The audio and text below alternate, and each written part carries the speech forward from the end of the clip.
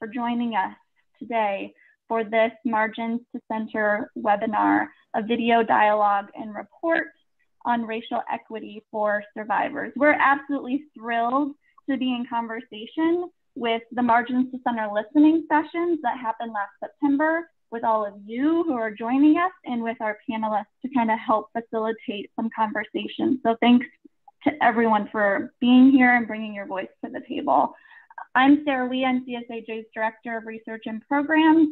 I'll be playing the role as tech host and pseudo moderator, though we've kind of got a self-moderating group here. So I just encourage everyone to ask questions, to share your experiences, to react to the conversation, engage with us. So I'm gonna let our panelists introduce themselves, but I do want to say their names. So we have with us today Camille Holmes, Erica Sussman, Lisa Lynn Jacobs, Mona Muro, Tanya Lovelace, Zoe Flowers, again, myself, Sarah, and we're thrilled to have this conversation. So while I pass the baton to Lisa Lynn, please introduce yourselves. Who are you? Where are you coming from? What's your role in the work?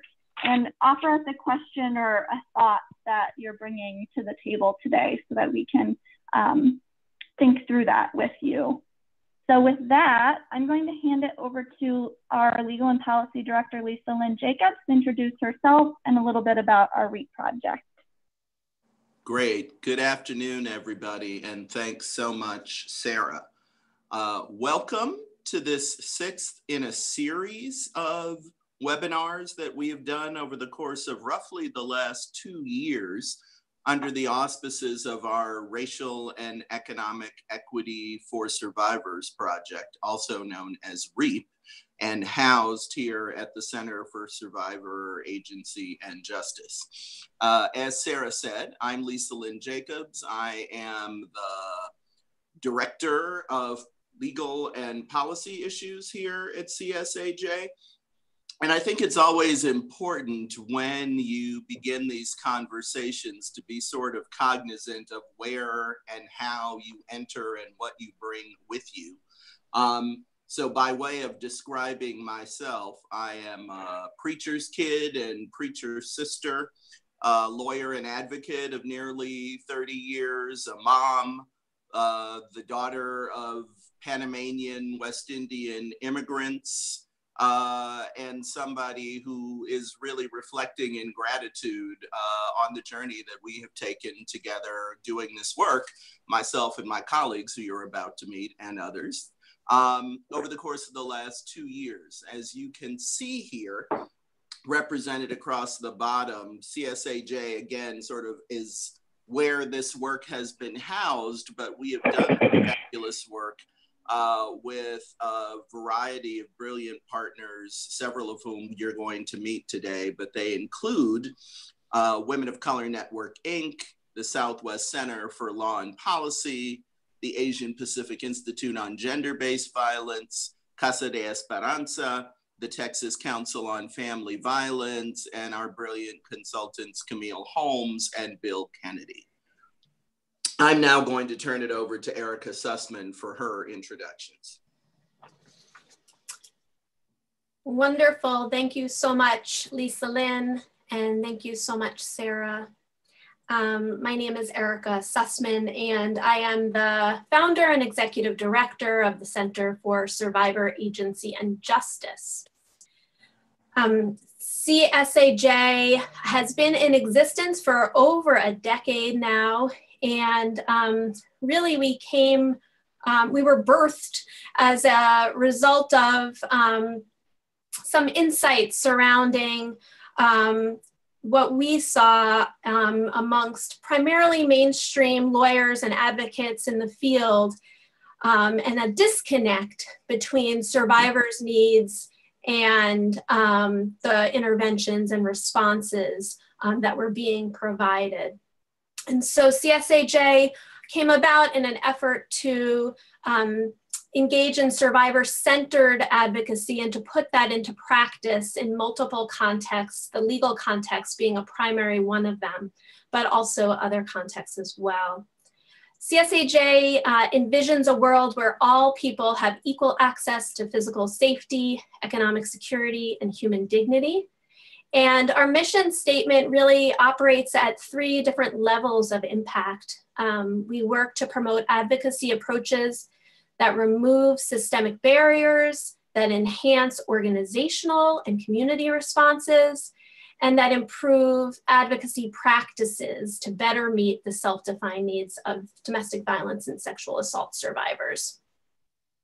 I also feel that it's important in diving into this conversation to provide some sense of where I find myself positioned. And so I would describe myself as a white Jewish woman, feminist, lawyer who identifies more as an advocate than a lawyer, granddaughter of refugees fleeing the Holocaust, single mom of 2 very sweet boys. So with that, I also want to echo my deep gratitude for this group of brilliant minds and advocates that are part of this conversation today, and for all of you who have participated in the listening sessions and who will be engaging with us. Thank you, thank you.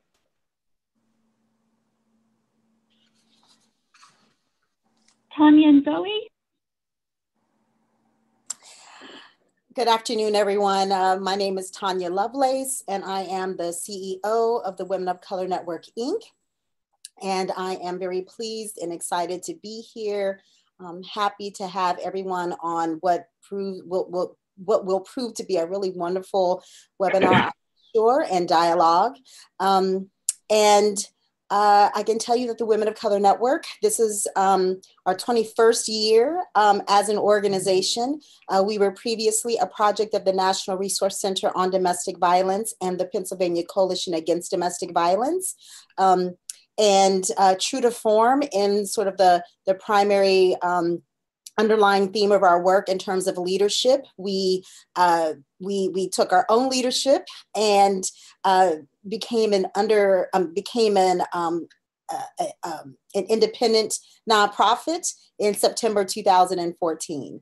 And so we have been an independent nonprofit for the past 3 years, moving into our 4th fiscal year now.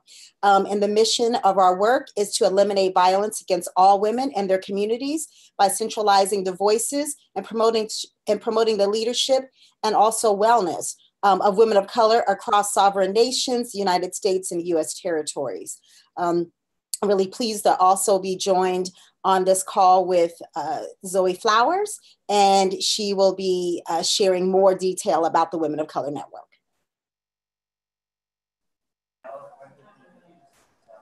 So if we could go to the next slide, yes. Thank you. So I'm Zoe Flowers, and I'm the Director of Survivor Programs at the Women of Color Network. And I come to this work after having a long history working at domestic violence coalitions across the country, doing lots of training, lots of technical assistance on several levels before really coming to the understanding that my work really was to center the voices and the wellness and the leadership of women of color, which is what brought me to the network.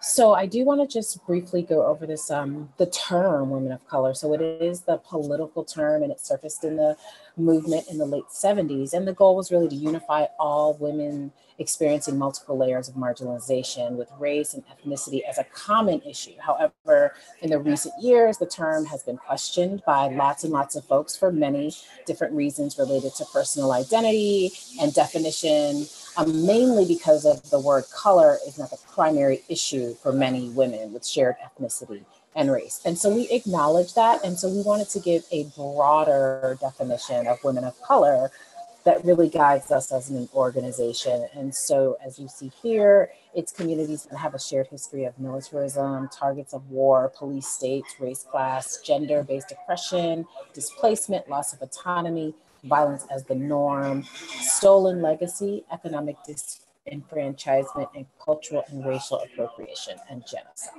And I'm also super happy to be talking with you all today. This has been a great experience working with everybody on the team. So I'm excited for the conversation. Thank you. Thanks so much. Mona. Hi, good afternoon, everyone. My name is Mona Moodle. I am a policy coordinator at the Texas Council on Family Violence. I appreciated Erica's introduction and offering kind of the groundwork from where her lens is coming from. And so in that vein, I'm going to share the same.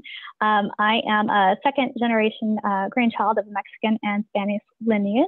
I'm a Latina, a survivor, an advocate, someone who's done on the ground work with domestic violence survivors for close to 10 years in advocacy and crisis intervention, as well as intensive levels of economic work. Currently, I am newer to the Texas Council on Family Violence, which is our statewide coalition for all of our domestic violence domestic violence program members. And the work that I get to work on now is a much more policy and systems focused work perspective. And this is really looking at institutional systems and structures with respect to how these intersections of systems are impacting low-income survivors of domestic violence.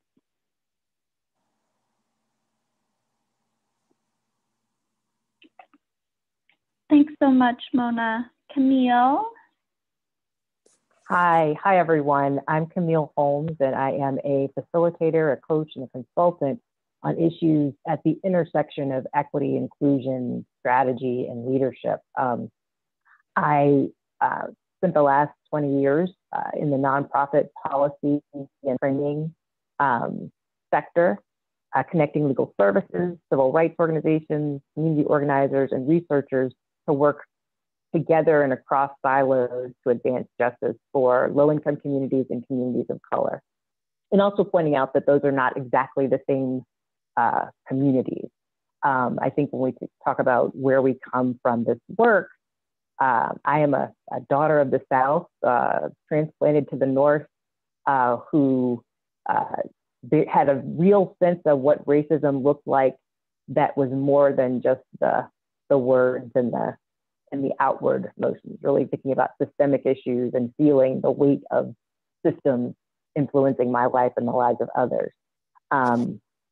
I have also really enjoyed bridging communities. I'm not out of the domestic violence or sexual assault, intimate partner violence community, but I've learned a lot in that space. And I've really enjoyed, one of the things I love doing is bringing people together or connecting across people who have common goals, but different histories, different cultural stories, different rituals, and finding spaces where we can connect and understand, hear one another and support each other in that journey. So this working across this with this set of partners and this group of people has been a very rewarding and wonderful experience. And I'm looking forward to the rest of our dialogue, and I'm just happy to be here this afternoon. Thanks so much, Camille, and to everyone. I don't know about everyone else on the call, but I'm super excited. This is going to be great. So I am going to invite Zoe and Camille back to help us all kind of enter and ground for the conversation. So Zoe.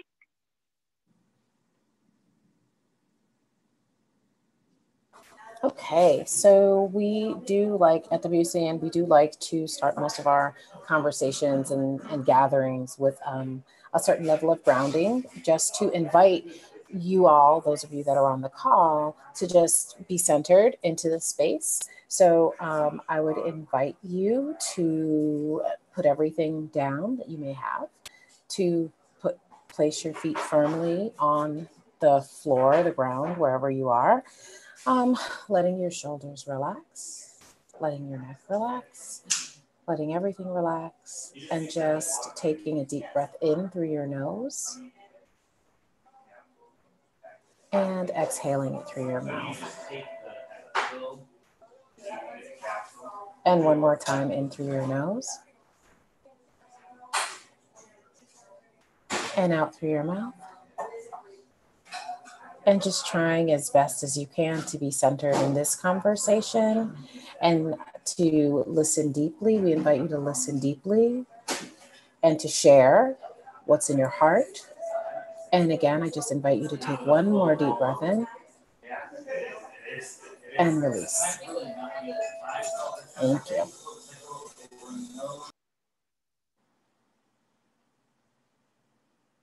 Great. And I am going to get us started first by just talking about what our goal is for today.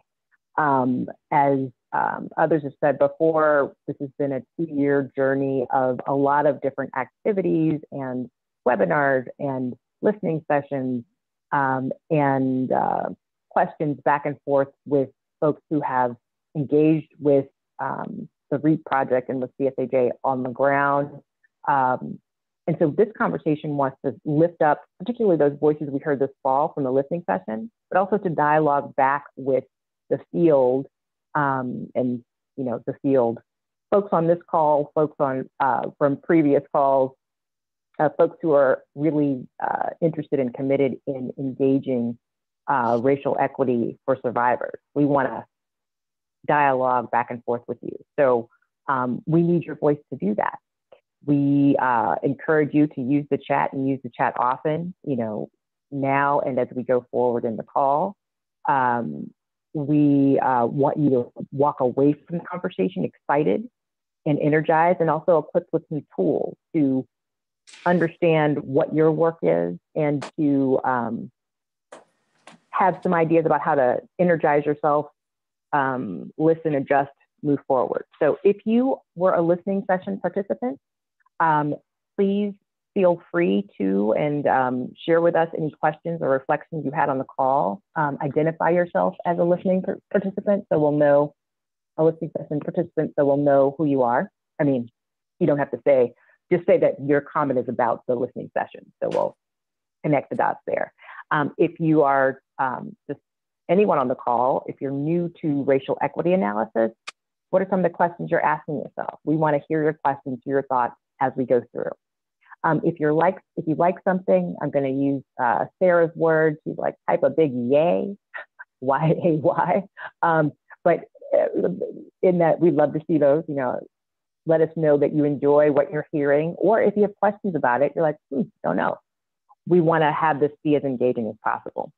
Share your relevant experiences, and hopefully you'll all walk away knowing a little more, understanding a little more about how to be in this work. So I want to jump right in and start off our conversation. I'm going to pose a question to the facilitators and to the presenters, but I also encourage you all to share your thoughts via chat. And I want to do it by starting with a quote. According to the Center for Assessment and Policy Development, racial equity is a condition that would be achieved if one's racial identity no longer predicted in a statistical sense how one fares. Racial equity is a condition that would be achieved if one's racial identity no longer predicted in a statistical sense how one fares. And then another quote from Glenn Harris, who is the president of the Center for Social Inclusion. Says, racial equity is about applying justice and a little bit of common sense to a system that's been out of balance. Racial equity is about applying justice and a little bit of common sense to a system that's been out of balance. If you think about those two, what does racial equity look like for the survivor community? What does racial equity look like for advocates who are working with survivors? What does it look like in your organizations and in the communities where you work? Anyone, I'll go to the panelists. Well, I'll jump in, Camille. This is Lisa. Probably significantly because we celebrated Dr. Martin Luther King's birthday on Monday. That first quote that you spoke to with respect to one's identity not determining their destiny, it invokes for me what Dr. King, I think, was saying to us when he talked about hoping that ultimately that his children would be judged by the content of their character, not the color of their skin. I think as we begin to talk about some of the themes and issues that came up in the report, and as I'm sure the people who are listening to us who do this work every day know, the challenges and the complexities that survivors of domestic violence face as they're navigating systems and institutions, and as they choose, if they choose dealing with law enforcement, can vary drastically according to their identities, whether or not it is that they're a person of color or LGBT or an immigrant or trans or a person with disability or some combination of those many things. So that really is what your quote raised, the quotes that you share raised for me as tied to the work. Thank you. I'll read the second part of that first quote, and it's not the full second part. It says, racial equity includes work to address root causes of inequities, not just their manifestation. That includes elimination of policies, practices, attitudes, and cultural messages that reinforce or fail to eliminate them. I read that because I love the content of their character quote, and often the conversation stops there, as opposed to thinking about the earlier part of King's speech where he's talking about cashing a check that bounced consistently over time. So other thoughts about, the positive vision for what racial equity looks like in the survivor context, in the survivor advocacy context, in domestic violence and sexual assault advocacy. So it looks like I can just read this quickly from the chat, and then I can add my own sort of idea. So Maya says, when race and ethnicity other than white no longer means increased vulnerability and less protection from gender-based violence. And so for me, my thought was what happens after the violence, right? So yeah, when race no longer puts us at risk, but then if something does happen, racial equity would mean that if I had to go to shelter or I had to deal with these systems, that my race or ethnicity would not be a factor. That I could as a survivor expect to have the same amount of treatment as someone else. And so if things go wrong, then survivors don't have to filter. Was it because I was an African American? Was it because I was an immigrant? Was it because I was, from this neighborhood? There's so many things that folks have to filter when things happen. So if there was racial equity, those things would not be in place. Thank you, Zoe. Other thoughts from the panel? And this is Mona. I would add to Zoe's comment in that we are aspiring to really make the shift from that dominant white culture to living and operating in a really multifaceted culture and an environment where all voices, right, are able to come to that table equally instead of in the mechanisms that we know are happening now. And so that aspiration really is for all of us to have our voices be equally valued, equally weighed, survivors to have equal access in that lens, and for us to do what we can do to, in our work, really, really make the impacts that we want to with respect to this cultural change and social change. Thank you. Thank you so much. Anyone else on the panel? This is Tanya. I'm looking at, great. Hi, I'll just say something. One quick thing as well is that I think that racial equity would look to me like that there would be a quest for sort of collective liberation, collective support, so that it wouldn't just be that it is that, as Zoe said, you walk into a program, you get your services, you get your needs met, but that there is a quest for that to happen at all times, and that that there is an understanding that there's a higher recognition of liberation, and that would be something that everyone would be sort of collectively engaged and interested in at one time, as opposed to folks sort of being in the moment, sort of on automatic providing services, but that there would be this larger quest for liberation, and that it would be one that that folks would support each other on, and stand in solidarity with each other on, recognizing that there may be differences in identity, and in doing so there would still be a collective approach in addressing that collective support. So there's more I would say, but. But that is wonderful. I see a finger from Erica, so I'll stop. I'll ask you if you had something there. Can't hear you. Sorry about that. Just quickly, I also feel like a positive vision of race equity includes a real deep questioning of the way that things are, and an inquiry into why they are that way, and a commitment, as Tanya was saying, a collective commitment to deconstruct those systems in meaningful ways that then allow us to reconstruct the reality that we are, that will be more beneficial for everyone. No, those are all wonderful comments, and I'm gonna.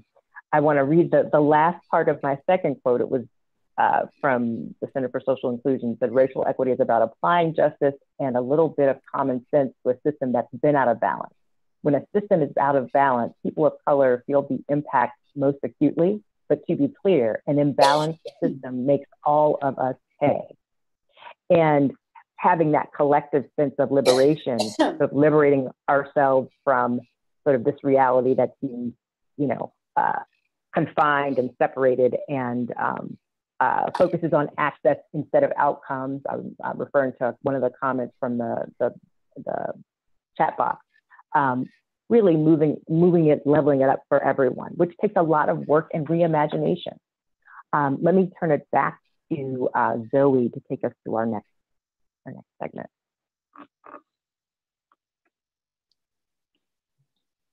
Sure. So this was an example that we had from one of the participants on the listening session, and they talked about their organization that's working with queer youth of color. And so they have really taken on as an organization that they need to think about the ways that they can provide civil legal services to youth of color, and to queer youth of color. And so the person here says, thinking about everything from language to what it means for you to have lawyers, what the relationship looks like, to what it would be like for this partner organization client base coming into our office, where the office is located, what the office looks like, everything. There's so many opportunities for rich learning there. So again, just having this holistic idea about what your agency, what looks like, what it feels like when people are coming in the door. So that's one example of racial equity that one of our folks gave. So I think we're going to move on to the next slide. Yes.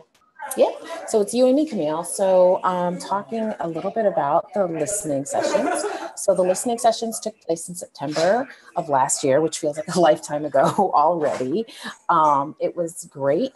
We talked with advocates of color who also identified as survivors. We talked to economic justice and policy staff from state coalitions and tribal coalitions who are also people of color and or aspiring allies. And we talked with attorneys, and Camille is going to talk about that, who were sitting at the unique intersections of law, who were people of color and or aspiring allies. And so Camille and I are going to talk a little bit about what we heard during those sessions and the report. Right. And I'll also invite, I know Lisa Lynn and I co-facilitated one of the sessions. So Lisa Lynn, feel free to pop in when you see fit. And I'm not sure who else, if anyone else. Mona, did you facilitate? Mona, that's right. I was not on the advocate call, so it's less fresh in my mind. But it was fascinating. One, we facilitated 2 attorney calls, and people are on very different levels of understanding, different levels of experience and awareness. I was struck how attorneys, and I'm not surprised by this, but it's worth noting, attorneys who were in organizations that were either statewide or maybe focused on a systemic issue or in a coalition, they had more time and space and tools to engage in a deeper analysis. This isn't surprising, but it's a reality. They tended to have, an existing analysis that definitely needs work. I don't want to say that, coalitions are the dream place, but I will say that there's just a reality to sort of the frontline demand. And I think that requires sort of creating a different kind of space for people to get the work done. On the other side, there were line attorneys who were making it happen in their organizations in terms of engaging issues of race and racism and racial equity and anti-oppression across the board. And so bully for those folks. I mean, it's great and important work. Do you want me to? I'll do a couple more, and then I'll shift it back to Zoe. I noticed there was a real desire for camaraderie for folks who are doing the work in their organizations but feel isolated. And I think that it's really important that people understand this is not work that's good to do solitary. I mean, there are people who do it, but find friends, find allies, build your own group of folks who can learn with you and grow into the work. And I'll stop there. I'll come back and say some things, but I've talked for a bit. What were some of your observations? So. Sure. And I think that, Mona, if it's okay with you, I can talk about the advocates and maybe you can talk about the coalitions, just since we did those together. Sure. Great. So like Camille said, we did find there are lots of advocates that felt like they were working in isolated situations. Again, these are advocates of color who also are survivors. And so again, lots of isolation and one of the things we talked about earlier in this conversation about sort of racial inequality, advocates were very clear that the way they presented as survivors of color and how they saw other survivors of color coming into the shelter, the way that the survivors talked, the way they looked, the way they dressed, all impacted the way they were treated within the shelter. They gave examples of disparities between how women of color were being treated in the shelter versus how white women were being treated, whether it was when it came to payments and things like that, payment of bills and helping with resources. They talked about white women having their bills paid outright by the shelters, whereas women of color were put on payment plans and things like that, where if it was a woman of color, the rules were enforced more, being exited from shelters happened more. They also, as advocates working in the shelter, if they try to pose the issue of racial equity or even mention the word race or even talk about racism, we talk to advocates who say they're not even allowed to talk about that because it makes people uncomfortable. And so these are conversations that they can't even have in their organizations. We also women of color, Black women in particular, not being believed by the police, by the courts, when they talked about what happened to them, their experiences being dismissed almost. And this was pretty much across the board, right? And so then we also heard from advocates of color who said they themselves, if they did bring up these issues, it was treated as, well, you're a woman of color, that's why this is important to you. Not that it was an issue that they should be discussing as a shelter, but that it was something that was almost niche to them. So those are just some of the things we heard. There's a lot in the report that I'm sure y'all will dig into and read, but I'm gonna go ahead and turn it over to Mona because I don't wanna take too much time about the coalitions. Thank you. So mirroring some of the findings that Zoe just offered, those were definitely pieces that some of the coalition advocates and coalition folks also mirrored for a few reasons. Understanding that coalitions are structured differently. Some coalitions provide direct services to survivors, and others may provide much more of a membership-based support to domestic violence advocates. So we had kind of a bit of a multiple tier response. Some advocates, as I mentioned, mirroring some of the findings that Zoe did, but also discussing within the coalition lens how they were experiencing within that particular entity the racial inequities. What they identified for a few pieces were seeing the difference within leadership, within advocates of color versus persons who might have been in leadership roles. Also, there was identification and feedback that voices of the advocates of color may not have been received in the same mechanisms as other advocates may have. There was discussion about privilege as well as policies and how to have those conversations since many of those policies or pieces are shaped not by advocates of color, but by predominantly non-advocates of color. So those were a few of the pieces that resonated that I wanted to also offer. And a lot more of this information will be forthcoming as we progress through our conversations, as well as the report is put out. Great. And Lisa Lynn, did you have other things to add about the attorney conversation? I think you all have very well articulated and covered the spectrum of what we heard. I think that it has been consistent because certainly some of us have done some workshops or tried to, elicit some of these discussions in other places where we've been over the last couple of years. And we see the same thing, right? Organizations and individuals in very different places.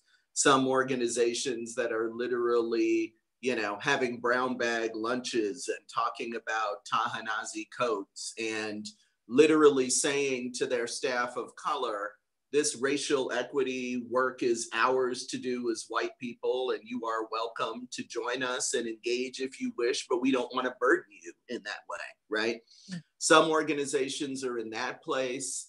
You talk to other folks and they're they get it, but there's a discomfort. There's not, if you get from the perspective of some people who are white, who are not used to talking about issues of race, it makes them uncomfortable. And so trying to figure out how to engage in the conversation is challenging. And still for others, they're at a very nascent stage, right? You ask them what they do and they would tell you that they are an advocate or they work in a shelter, et cetera. They are not yet at the point where they are consistently making distinctions, whether or not, they're dealing with a client of color or an immigrant client, and how those particular clients are facing different challenges within the system because of their identity. So very much a spectrum, I think, in terms of what we heard and where people are in terms of engaging with these issues.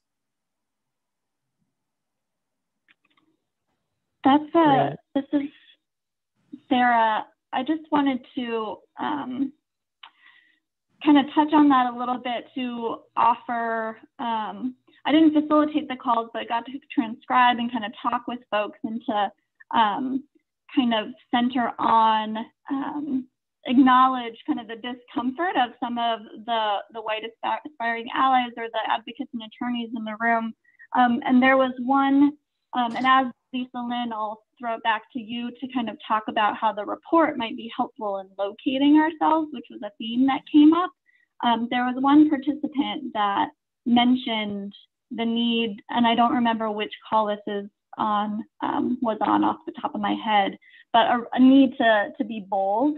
And to me that resonated, I think, in a different way than they intended it, but it resonated to me about what it takes and how to shift, what it takes to build personally my own racial analysis and looking, and like everything else, I've put effort and time into learning and adjusting and working with and coming into spaces that are uncomfortable and figuring out how to work there. So I think that it's a really important towards that collective struggle and liberation vision that Tanya was talking about at the very beginning.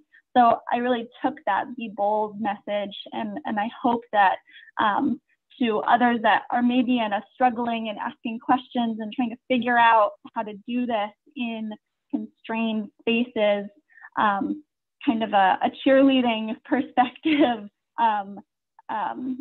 there in that being bold and what that might mean for us as we locate ourselves. So I just wanted to offer that, but throw it back to you, Lisa Lynn, and kind of how we've tried to use the report to think with people about where they might be entering, how to locate where they are. And so can you talk a little bit more about this question about using the report as a tool for locating ourselves in the work? Sure, I'm happy to. Thanks, Sarah. The report is broken down into a number of sections, and literally when I introduced myself, part of what I said was that people should be cognizant of where and how they enter conversations or situations, or in this case, the report. The question of whether or not racial equity is something that you as an individual, as an advocate within your organization or in other contexts, if you are newer to the issue, if you've been wrestling with it for some time. The report has a sort of prefatory section, which I think literally will have the signpost, "You are here," to help people identify where it might be useful to begin looking at the report. Obviously, if you're newer, beginning at the beginning and trying to understand literally how we talk about issues like race and racial equity in the context of the work that we do, might be a useful place to start. I think you can see there on your screen some of the wonderful graphics that you will be looking at and introduced to. If you are looking at some of these issues as a lawyer or as a legal aid lawyer, we will try and point you to some of the places and some of the issues that you might want to think about or grapple with in your work. If you are trying to look at some of these issues from an organizational standpoint, there will be feedback and some recommendations for how you might do that. Suggesting that for organizations, you may very well be thinking about, so how do I do racial equity as an external matter? How do I help my clients work through these situations? One of the things that we will encourage you to do is to gaze inward as you are gazing outward.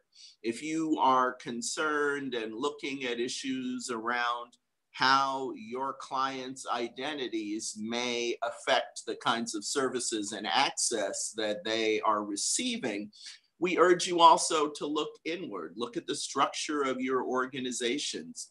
Try and have some of these discussions internally, because people placed in different levels in your organizations will have different levels of experience, different feedback to provide based on their own identities. But as centrally, we urge you to look at the structure of your organization in terms of whether or not it is representative of the kind of equity you are trying to accomplish in the world. What does the structure of your organization look like? Is it participatory? Do you have a sort of an open door approach? Do you have staff of disparate identities represented at all levels of your organization, managerial, support staff. You know, what kinds of ways are you thinking about making sure that all of your staff have access to training or experiences, so that your entire organization internally is A, representative, but B, equipped to do the kind of work that you want your organization to be doing and to be known for doing in the world? Mona, do you have thoughts here as well? Yeah, absolutely. I really appreciate the line of conversation with respect to evaluating the internal atmosphere. I think those self-reflections, but also reflections at the organizational level are incredibly important to really evaluate those kind of power sharing structures, right? To identify how we can operate in those particular environments. Is our structure a consensus building structure, right? Where everyone comes to the table with an equal vote per se? Is it a combination of those types of atmospheres? I do want to make a point and reflect upon something that actually did come up within the coalition calls, was that it's important for us when we do our own self-reflection that we acknowledge that in particular folks that are working in coalitions or advocates of color are coming into this self-reflection and personal safety planning. This is a part of that self-reflection, and it involves recognition that there are very real concerns and or potential impacts for folks who might identify or acknowledge inequities within their own internal mechanisms or their own spaces. And to also, acknowledge that much like we make the parallel to survivors, that survivors know their lives best and what the choices they would want to move forward with in their own ways. They are the person who knows that solution best. We want to also acknowledge that advocates working within these different dimensions know what the safest way and most appropriate way is to engage in this conversation and in the work, right? And so I think that that's a really valid point to bring up as we start talking about self-reflection. I would also offer that I would say that an overarching theme, and I'm going to say over because over and over again, because it was such a really fundamental takeaway that I received from the calls, was that it is essential for individuals to do the work on themselves first. So we must begin with that self-reflection before we can move forward. And I relate that to when you're on an airplane and the airline attendants direct folks to put their own airbag on first before assisting others. Our participants on these calls, they mirrored this directive. And really, if we look back on that, it's because we, in order for us to really make the changes that we want to long term, we've got to begin with ourselves. That's personally, professionally. For many of us, it's the same thing, and then move forward from there. So I think the other thing that I would offer with respect to the overarching question of how can I use this report as a tool to figure out where I'm at, this foundation, this tool, and the report serves as that. It serves as self-reflection, personally, professionally, organizationally. It offers us very tangible questions to be able to ask ourselves, as well as to ask our colleagues, our organizations. Some of those pieces are really important. And I think it also offers us the opportunity and the okaying to prioritize this as an important piece of work. And so I would offer those different pieces as ways that are tangible ways to be able to use the report as a tool in everyone's everyday work or life. Mm-hmm. That's great. If I can echo something that I guess both of you said, it's like starting with your own identity. Each of us has identity, and that's also something that doesn't always come up. When Lisa and Lynn and I were on one of the calls, it became very clear to me that we'd made a slight tactical error in our in the way that we staffed the calls, because it was two Black women talking to a group that was racially diverse, and we really needed the voice and face of a white person on the call, because the white identity was a real thing, and it was difficult for many. One person actually voiced that it was difficult to talk about the issues and not having the language or not having the understanding. And I imagine there probably were people on the call who weren't necessarily thinking of it that clearly, but had a resistance to talking because they weren't mirrored in the call. We all want to be seen. We all want to have our experiences reflected and understood, and we all need that outreach and assurance. Some of us have more expertise and experience being the only person in the room, and we all got to get comfortable with being uncomfortable, and at the same time trying to set up situations so that we are collective of love. And the other piece I wanted to just underline is safety planning for yourself, because it is difficult to raise issues, and people raise them on our call, and how they would raise an issue and get sidelined or get shamed or criticized, and really making determinations about how you want to move forward in ways that are protecting and supportive of yourself, as well as your values and your commitment to do the work. And yeah, you don't have to do all the work. You're not going to be able to do it all at once, but you can certainly make choices about how you move forward and moving forward in a way that works well for you. And Camille, I would, I absolutely echo that. In addition to that, I would offer that particular view of the personal and professional. I really wrestled with that, knowing that for me, I feel like they are very intertwined, but at the same time being able to acknowledge that when I was thinking about these self-reflection pieces, some of the questions that we did ask the participants were things like, how do you talk about racial equity work? And I reflected upon that. If I was answering this question as just me, Mona, in my everyday life as I walk my dog around the apartment complex, what would my answer be?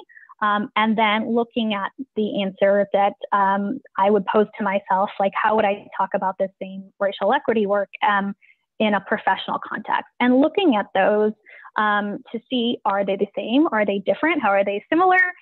Evaluating that, right? And so, like, for me, when I was thinking about it, and I'm a holistic person, is my personal different than my professional? Thinking about those two in those two aspects may be the same, may be different for folks. And so I think that that's one of those manifestations of how we bring that personal piece to this work. So I think it's just another way to conceptualize actual practical implications of this tool, and ways that we might think about the way we talk about things and in different spaces and with different folks.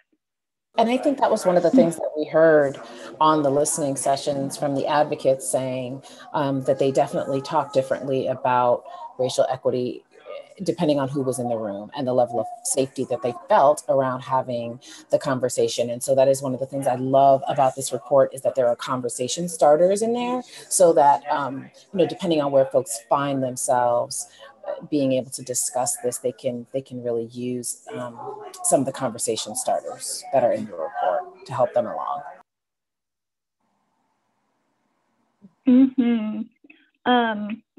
I'm going to bring Tanya and Erica into the conversation. Either neither of you facilitated calls or were part of that, but I'm sure that these conversations sound familiar in other spaces and places.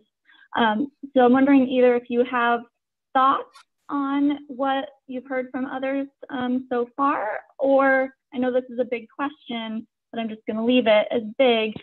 How would you kind of link what we're talking about right now to the broader context of the work, what you've seen, what you do, all of that? So reactions Sure. and kind of linking.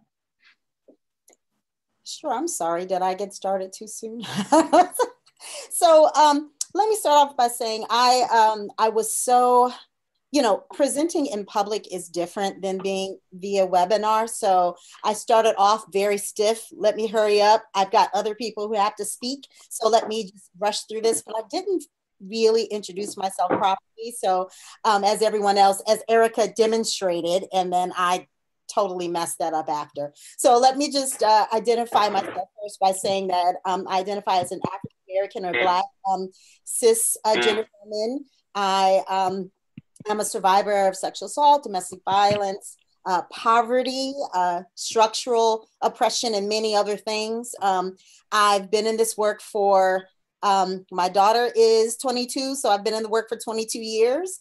I have seen and experienced siloed approaches in the work, which to me is one of the biggest issues is that the work is done in very single issue, very siloed ways.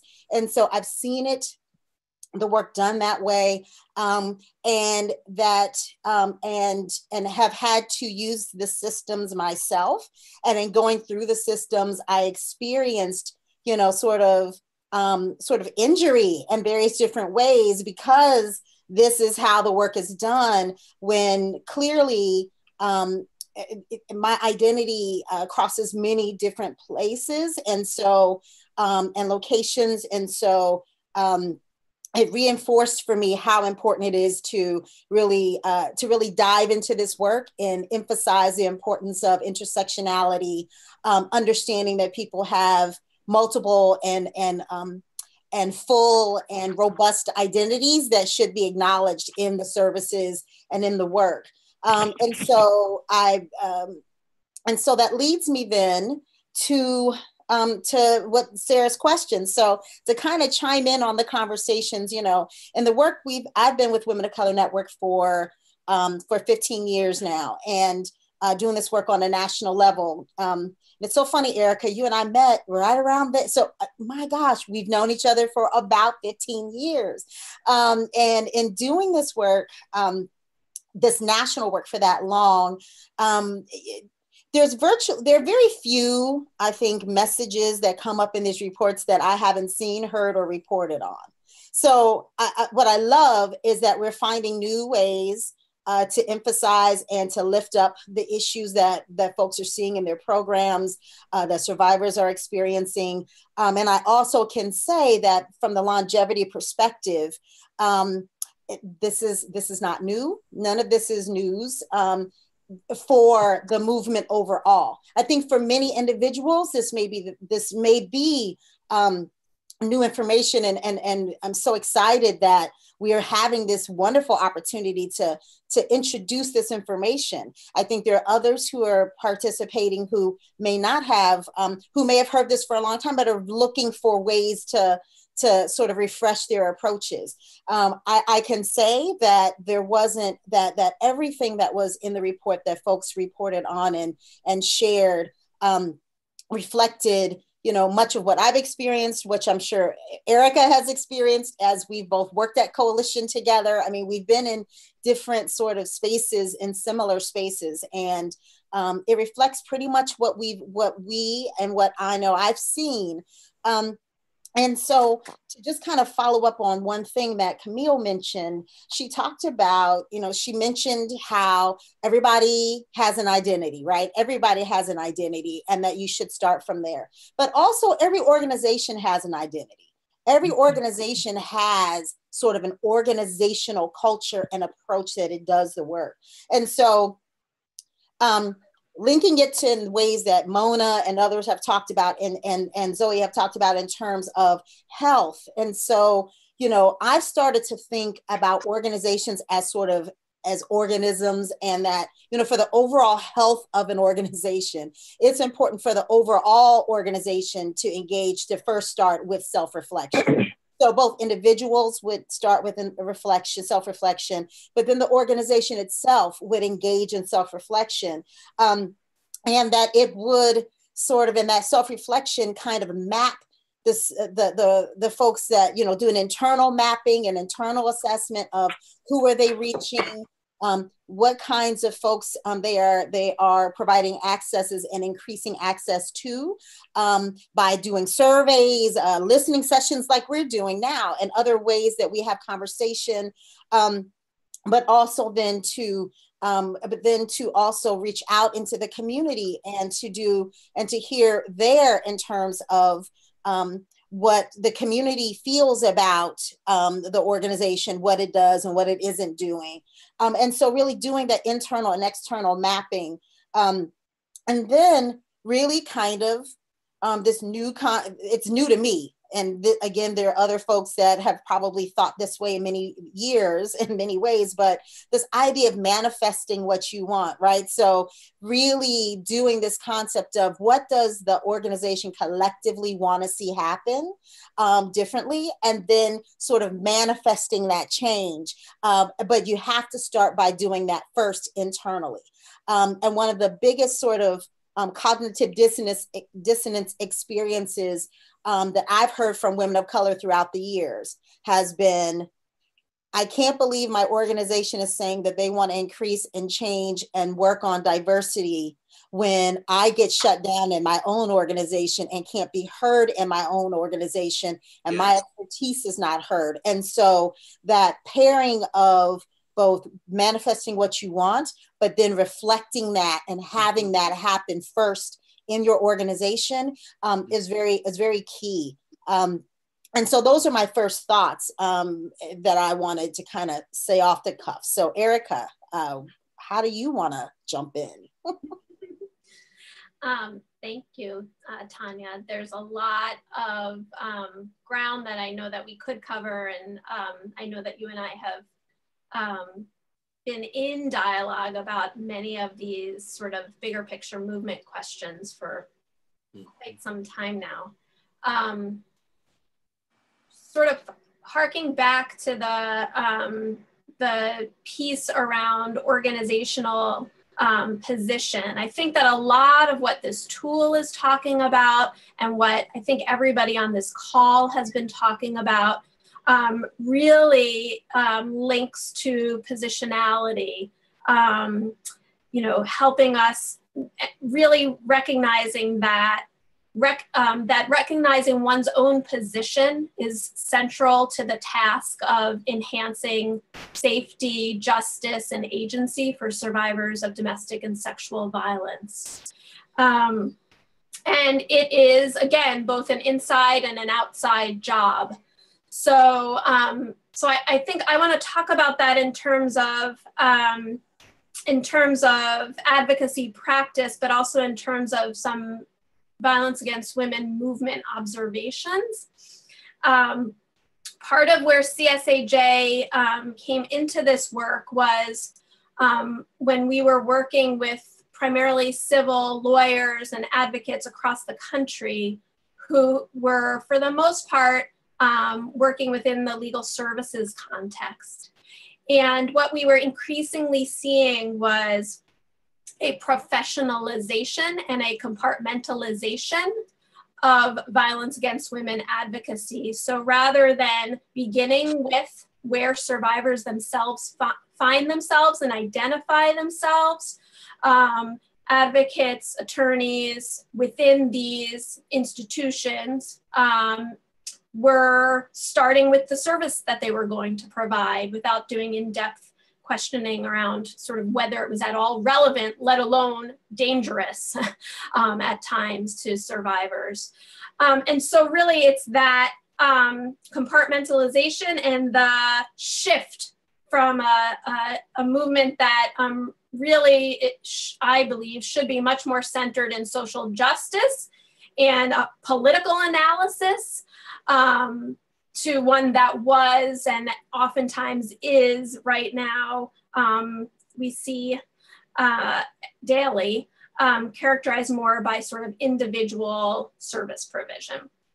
So, the centering of that, I think, really does require sort of a recognition of how racism, sexism, anti-immigrant sentiment, many types of isms really impact and inform and interlock as systems of oppression that have enormous impacts on how services are provided by organizations and how survivors themselves are able to navigate those very systems. So from the outside perspective, I think that sort of critical thinking, whether it's informed by race or by gender or intersectional in nature, examines sort of what the law and the institutions that we currently have, how we can take a closer look at some of the unspoken realities that animate the services that we provide, and really shed light on what drives those systems, institutions, so that we can then change them in a much more impactful way. And I think that the inside piece of the work, very quickly, is more of a focus on the identity of advocates and organizations, and as a critical piece of how we engage in survivor-centered justice-making, agency-making work, recognizing that it's not just the tools that we re-examine, the strategies that we provide, but also the ways in which our own power as lawyers, as advocates, as well as our own oppressions, is fundamental to how we are engaging with survivors as well.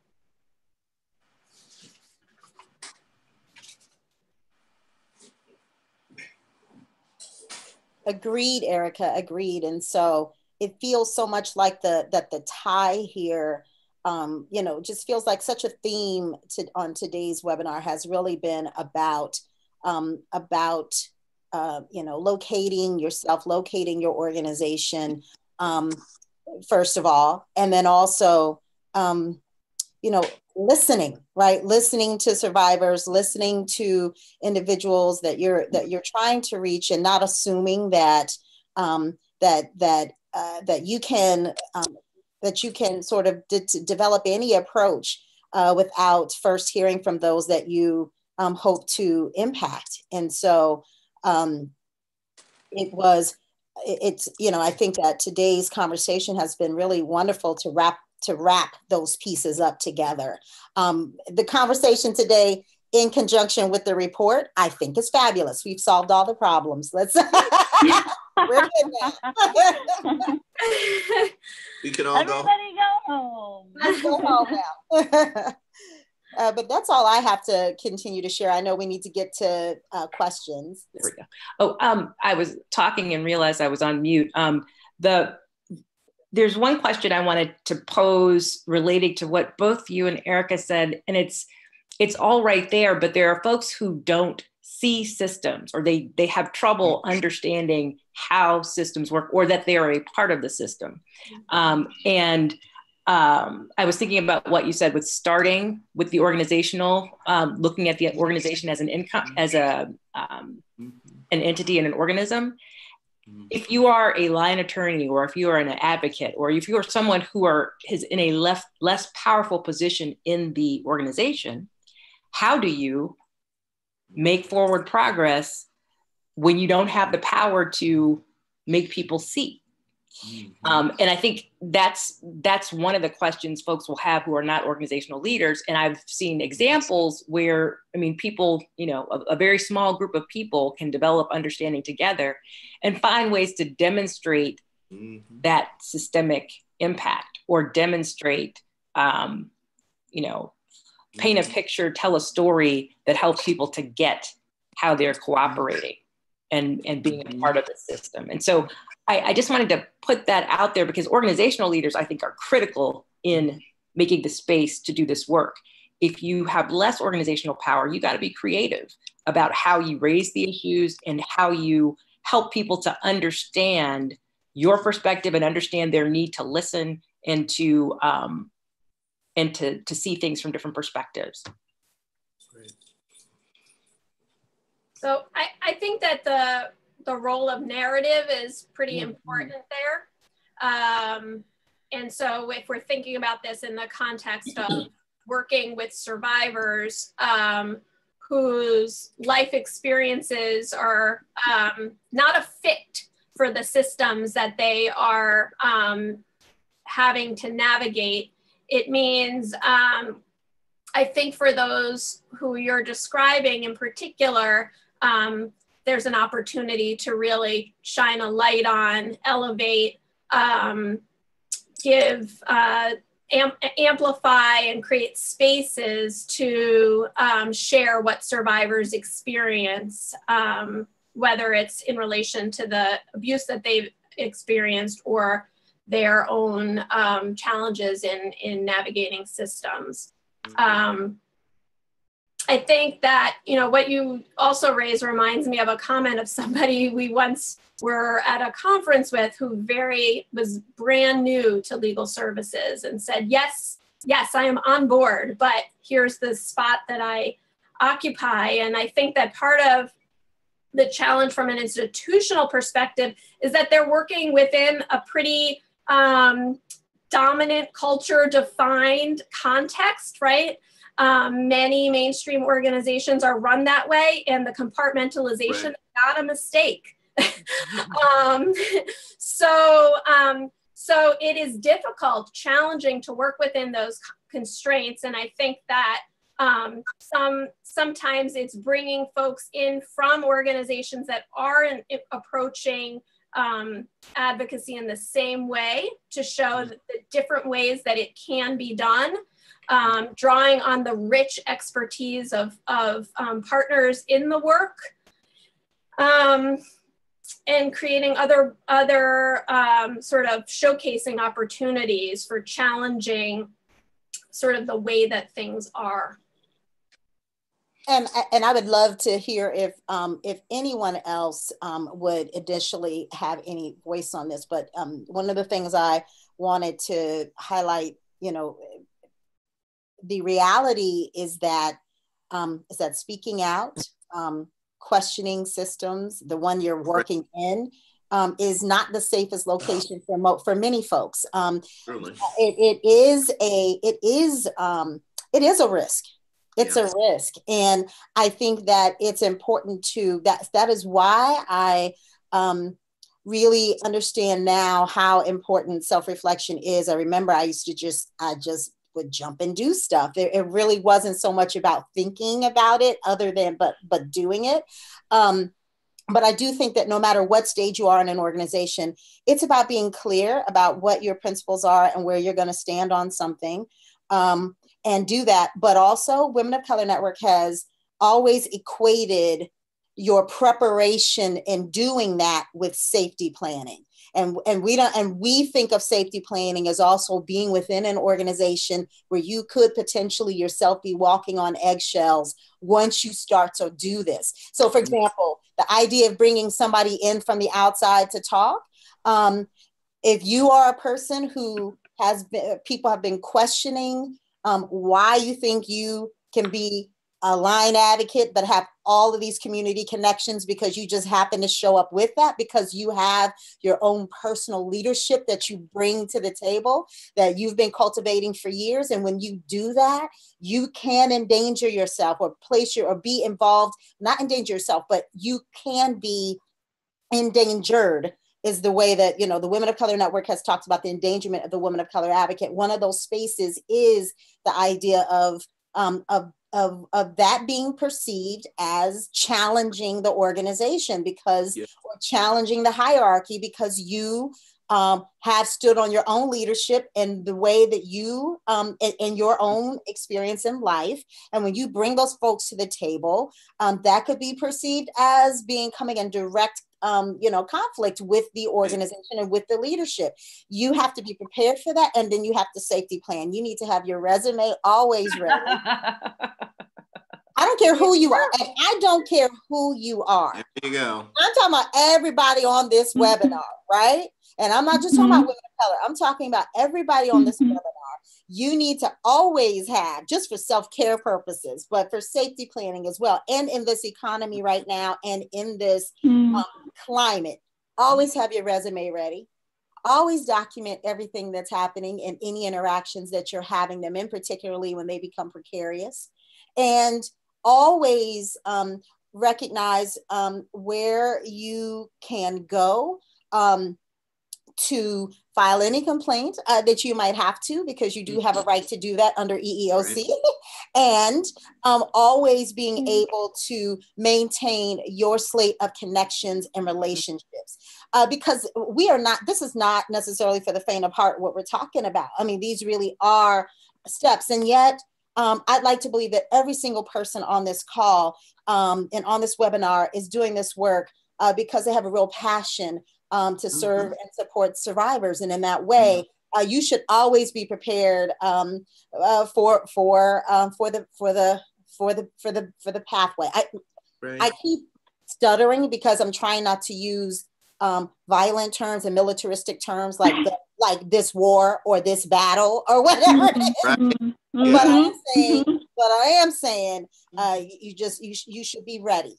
And so yes. Right. Yeah. I think a couple of things. I think it might have been Mona who perhaps introduced the concept of putting on your own oxygen mask first. I think the other caveat, or maybe, rule to always take with you, at least for me, is try and bring a buddy, right?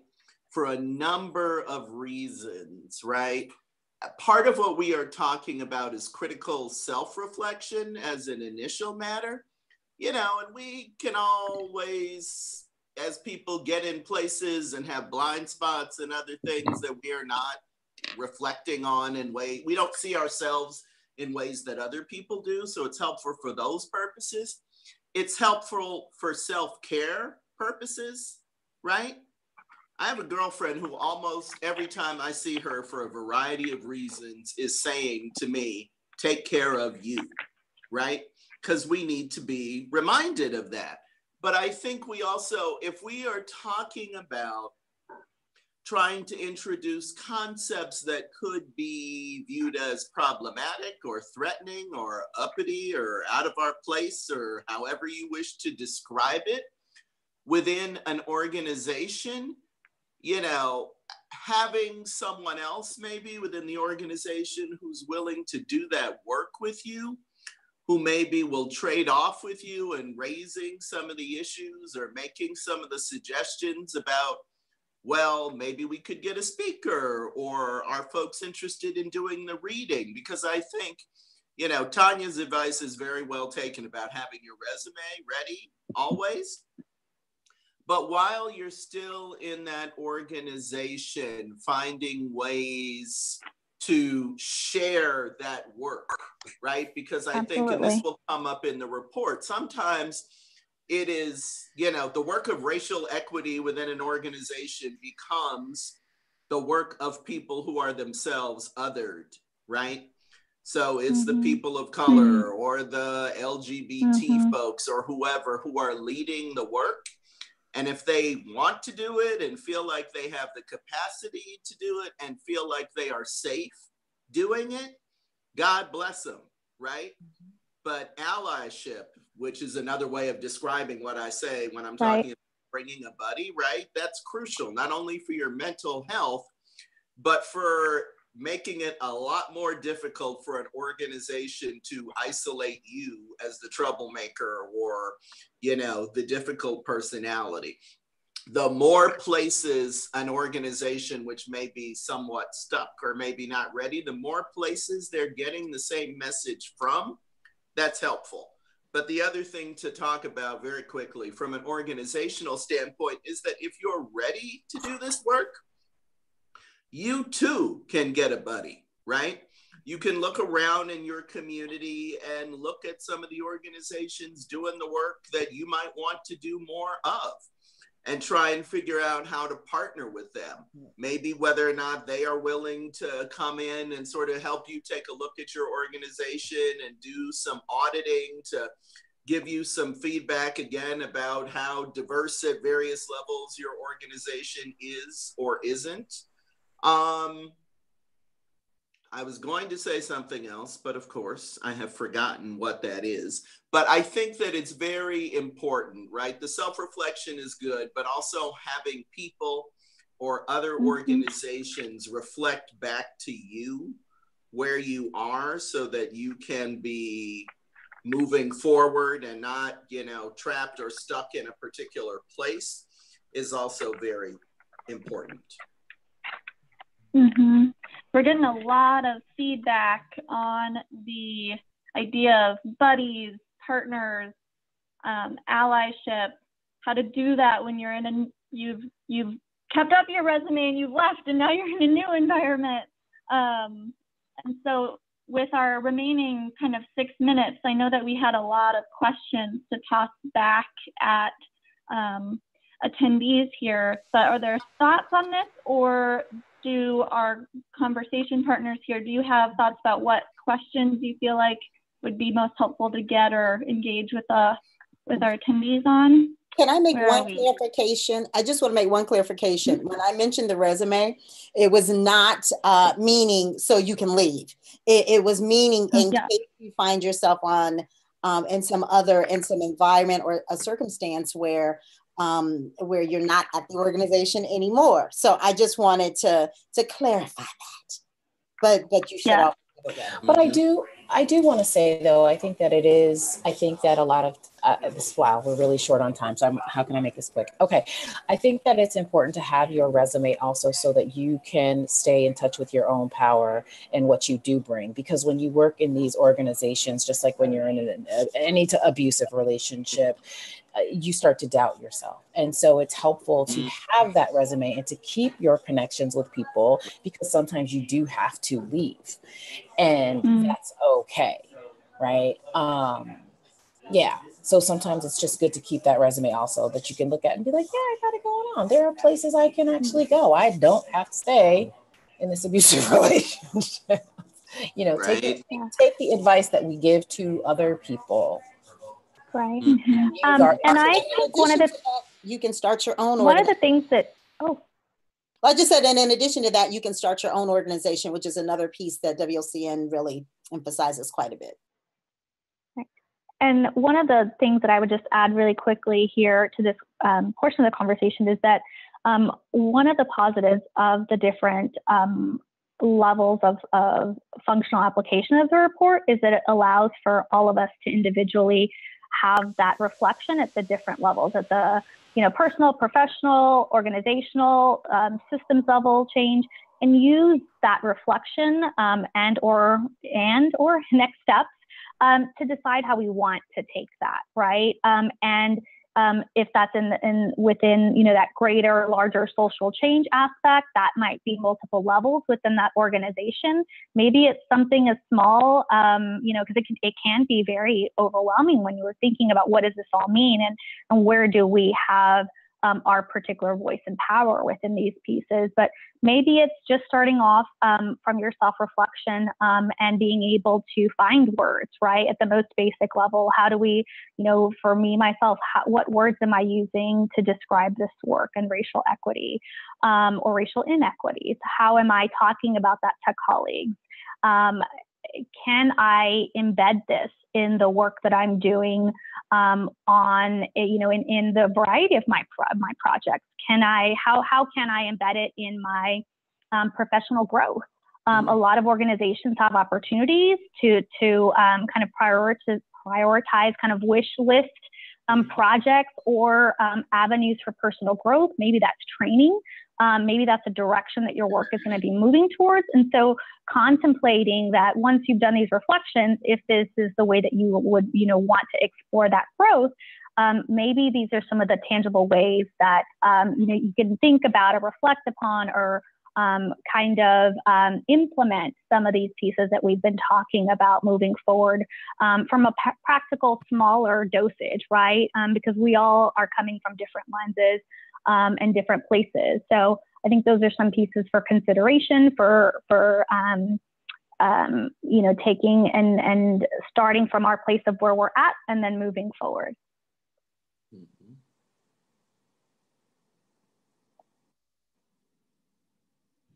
Here. So with our remaining minute, what would feel good? We have a bunch of forward-thinking questions that we can leave with you all. We have some final check-ins that I'll ask our faculty and also from the audience, let us know kind of where you are. What would feel like a good place to kind of land? It sounds like, Sarah, we could just have a brief, round robin with the panelists. You can leave up the forward-thinking reflections so people can have them in front of them, but maybe get a last couple words from us and then wrap up because we will just keep talking. Great. That sounds good. And I think these forward-thinking reflections, as has been said throughout the call today, I think are reflective of what's in the report. And Camille said earlier, I think in conversation with somebody, that it doesn't provide, there is no one answer, and the report doesn't provide an answer, but it does ask more questions that hopefully feel actionable given where you are and what level you, kind of how you're entering in all of this. So we're really excited to get your feedback on that when that comes out. So as we do this round robin, I'll ask from all of our panelists, what's one thing you think attendees can do, given this is a big conversation? What's a tangible thing that can be done, and or what's a tip or suggestion for self-care, self-safety planning? And while they do round robin, if our attendees can answer in the chat, kind of what are you taking away from this call? What do you know, or what are you thinking about now that maybe you weren't as much when you before you joined us? So I'll just start from the bottom of my video chart here with Lisa Lynn, the round robin. How did I know that I was going to walk the plank? I think that the report will be very helpful. Obviously, you don't have to wait for that. I think that this has been such a rich conversation. But thinking about, I sort of now literally have, because I'm still doing a little bit of work on that piece of the report, I have this guidepost, "You are here" sign embedded in the front of my head. So thinking about where you are or where you would like to see some progress. Is it at your individual advocacy level? Is there something going on in a system that you engage with frequently, right? Like we have done some work with demonstration sites whose clients had problems because they were not native English speakers. And the guidance and the documents that came out of the court were always only in English. So, and that for a court is a matter of, that's how the court does business. That's not necessarily the court being intentionally discriminating. It's just an effect of what the court does. So that organization had to work with the court to make sure that court instructions were available in different languages so that survivors who needed to know when to come back to court or, how long their orders would be valid could actually understand what was being told them. So if you're dealing with a systemic challenge, or if you want to work at your organizational level or whatever, think about where you can begin to sort of slot in or think about some change, and then think about something concrete in that space. And I suppose a quick suggestion for self-care, at least for me, might be meditation or journaling, both of which I aspire to do more consistently than I actually do.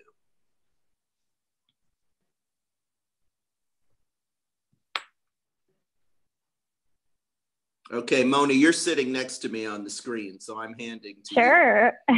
Thank you. I actually just pulled up some of the reflection pieces from our calls, and I was going to end on these two pieces, but I felt like they felt appropriate. One reflection was examine your own bias. That really gets at the heart of, what we revealed within these calls, but also the primary function of the report and its functionality of being a tool for folks, right? And so, examine that, but also continue to do the work. And because we are changing people and life changes and everything, around us changes, we're not stagnant. That we need to continue to do this ongoing work. That was a huge piece that was also reflected in the call, but also that I think that portions of when we're reflecting, particularly with respect to organizational ideas and equity work and our organizational philosophies, that can be helpful, right? Because maybe an organization had a particular lens or did things in a particular way. But as we reflect and challenge ourselves to continue to grow and evaluate our work, these pieces can be potentially reapproached, right? And reevaluated and talked about in a different way that maybe previously weren't. And so those two things I would offer as information and considerations for people.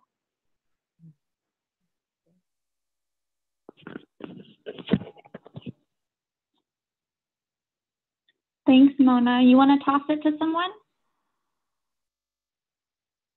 Oops, sorry. Sure, I didn't. Camille. Hi.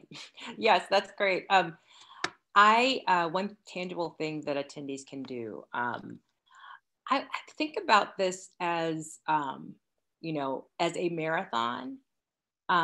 Maybe like one of those I can't remember what the triple marathon, like the marathon, bike, and swimming, triathlon. Yeah. Triathlon. Yeah, right. So you're training for the triathlon, right? So find things you can do. It's not about fixing the system today. It's about learning to see the system, learning to attack parts of the system, learning to build relationships with folks who can help you to change the system, learning to have longevity and strength and skills and staying power that you will develop over time. Yes. And so perspective, a friend of mine who's he was a longtime activist in another country, basically said, he's doing this work for, not for change in his lifetime, but so that his grandchildren can pick up the torch and keep that change going. So a matter of perspective, because it is frustrating, it is challenging. And if we try to take it all on at once, we will crumble. Or if not crumble, we'll do injury to ourselves. So take the long view. And I think the other thing I would say is get enough sleep, drink enough water, eat regularly, and incorporate life in your work. Like, because work can become all encompassing, and there's got to be joy, through all of this. So cultivate that. And cultivate it with kind people who will affirm that you are indeed on a path that is worthy and righteous and right. Amen. Mm-hmm. I will pass it to Zoe. I will take it. So I would say one thing is to do things that you really want to do. Have fun and do things that you are passionate about. Find things that you're passionate about and invest in those things and shift more of the things that you do not feel joyful about out of your life and off your table. And with that, I'm going to shift it to Erica. Okay. I think one of the things that I walk away with, when we were just talking, I think we all had the real benefit of hearing the challenges facing so many advocates of color within organizations, and the safety issues that are connected with challenging the way systems are currently set up. And so I think that one challenge that presents, or that I would sort of share with white allies or aspiring allies or mainstream organization folks who are leaders, is to examine where you can sort of put your finger on a powerful lever, because there is power that can be accessed, and it's a matter of thinking about again, where you're situated and how you can use your power to be effective, whether that's in the framing of issues, right? Very much now we're hearing, white supremacy is a part of our national media conversation. So if we're not framing issues in the context of the intersection between violence against women and white supremacy, we're really losing an opportunity. Similarly, if you're in an organization and you're not thinking about how your own space can be utilized, you're sort of letting go of a opportunity. So how can we use that, lift it up, and turn it into an agentic space? I think Tanya needs to go next. Yes, thank you. Can you all hear me? We can. Yes. Great. I wanted to be sure I did this properly. So yes, and I'm just going to say a couple of words, and then I do have to, walk out. But I want to encourage, and this is not sort of one of those sort of shameless plugs, but I do want to encourage you, to all readers, to, so WOCN does a lot of conversation around leadership and around aspiring ally work.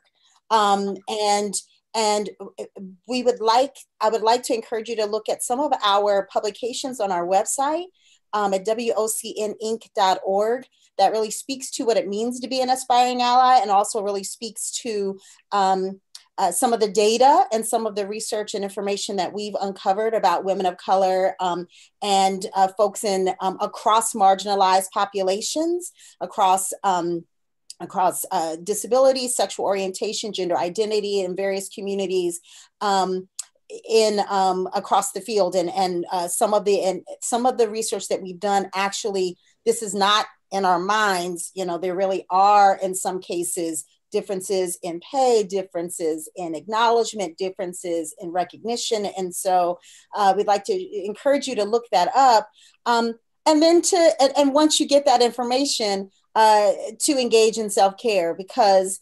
and self-care just means to continue, in my mind, trudging, setting intentions and moving forward on that. Zoe, who is sort of the Zen master for WOCN, I shouldn't use that phrase, but so many of the things I even say now is by having Zoe at our table. And so I'm just, and I know that she really would emphasize this idea of really intention setting. And determining where you want to go, and then moving forward, and that's both on an individual basis, on a organizational basis. And when I mentioned mapping, I'm really talking about sort of creating organizational vision board, right? This is what the vision is for the organization, and not sort of just a statement, but actually, drawing it out, getting your staff together to think about what would it look like to have an organization that really fully addresses racial equity. And if you're not a person who has that sort of access, not so much access, but sort of agency within your organization, you can do that for yourself, and you can share those opportunities and that information as much as you can to try to help set little small waves of change within your organization. So thanks everybody. I'm gonna sign off. Thanks everyone. Bye. Thanks so much, Tanya. Thank you. Did we get to everyone on the round robin? Yes, we did. We did. Share your thoughts, please, Sarah. Yes, Sarah. Oh, absolutely. And I'm gonna lift up what somebody here just said. Heather mentioned that she's feeling really reinvigorated by this conversation, and I couldn't agree more. So I think a tangible action, I'm really just repeating what others have said, but is to sit down and think about some of these questions that we've laid out, look at the report, Google things, maybe also Google some, cat videos or things that make you happy and bring that spark of joy that Camille was talking about in terms of self-care.